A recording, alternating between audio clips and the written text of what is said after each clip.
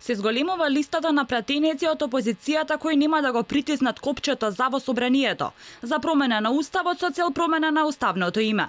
Од вчера социјалните мрежи преплавени со Facebook статуси, каде пратениците на ВМРО, ДПМН и коалицијата јасно го кажуваат својот став. Димитар Стефананџија, Јохан Трчуловски, Владко Ѓурчев, Нивенка Стаменковска се само дел од пратениците кои истакнаа дека нема да го притиснат копчето за во законодавниот дом и нема да го дадат својот глас за промена на уставот со цел промена на уставното име. Како пратеник немам ниту мандат, ниту властување, а ни лична намера да гласам за било какви измени во уставот со кои би се променило уставното име на мојата татковина Република Македонија.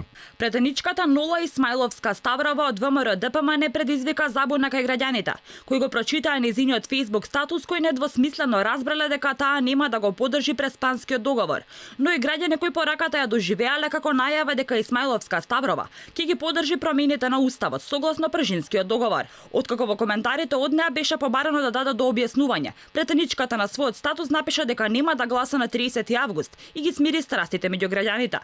На социјалните мрежи се огласи и поранешниот претседател на собранието Трајко Велјановски, кој истакна дека нема да излезе да го даде својот глас на престојниот референдум.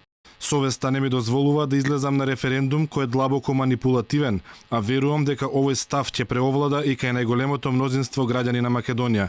Истовремено, доколку власта, независно од ваквата подмолност, одлучи да ја продолжи постапката во собранието преку уставни измени за промена на уставното име, недвосмислено нема да ги поддржам истите. На власта моментално и се потребни 7 пратеници за обезбедување на двотретинско мнозинство за изгласување на уставните измени.